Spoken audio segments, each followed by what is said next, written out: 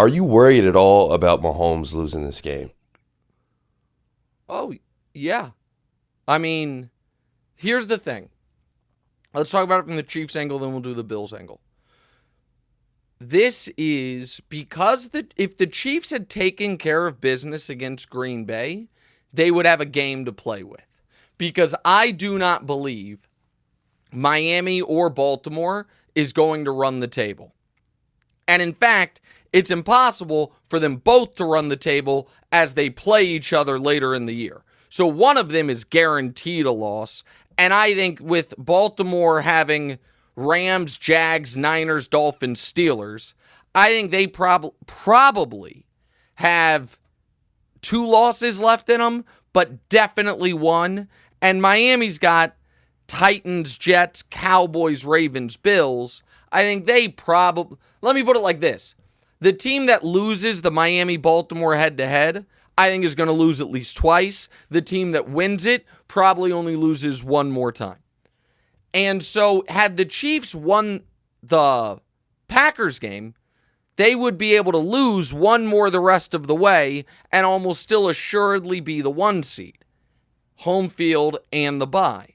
Because they lost that Packers game, in order to really have a great chance at the bye, they probably have to run the table. Not definitely, but probably have to run the table. And for people skeptical of the Chiefs' chances of that, I understand. But after the Bills game, it's Patriots, Raiders, Bengals, Chargers. So they should be in, the Patriots are the worst team in the league. The Raiders have beaten the Chiefs once in Mahomes' career. The Bengals, no Joe Burrow. And then the Chargers in Week 18 already eliminated would be my guess. That's a very, very runnable slate. But it starts with, as DeMonte mentioned, a desperate Buffalo team.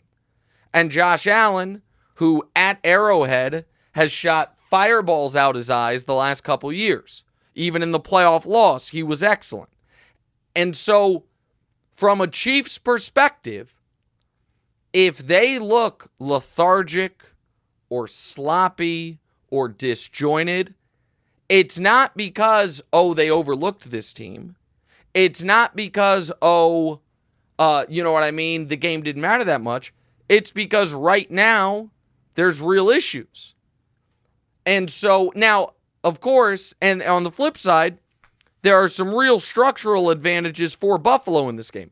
Buffalo is off a bye. Not only are the Chiefs not off a bye, they played Sunday night and got the crap kicked out of them. I don't mean from a score perspective, I mean from an injuries perspective. I mean, there were a lot of Chiefs players. One guy got carted off. Another guy got a concussion.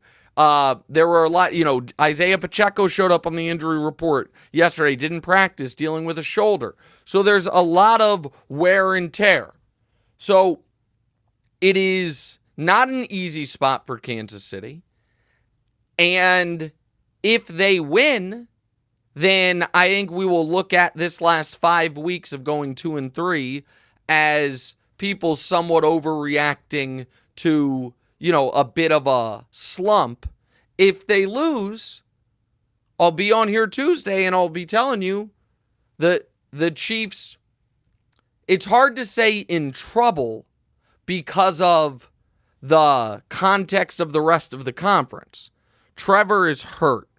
Burrow is out for the year. Even with a win, the Bills are an underdog to even make the playoffs.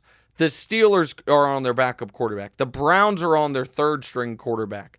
There is a lot of upheaval within the conference. So I would still think the Chiefs would have a more than a good chance to end up coming out on the other side and playing in their second straight Super Bowl and their fourth in the last 5 years.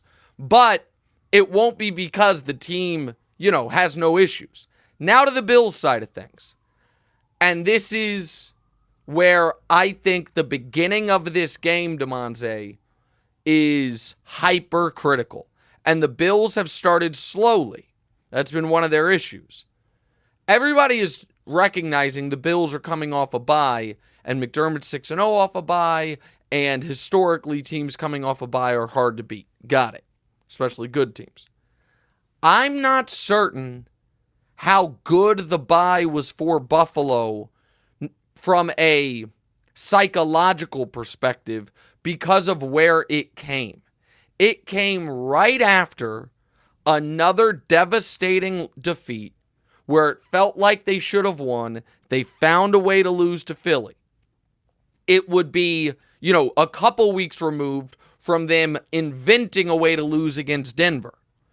And if you're Buffalo, again, we're removed from it now, but just pretty recently, your star receiver's brother was openly tweeting about how your star receiver needs to get out of there and how your quarterback wasn't that good till he got there. And the Chiefs, over the course of the year, no team in the league has done better against number one receivers than the Chiefs. L'Jarius Sneed, Trent McDuffie, what they've been able to do against those guys.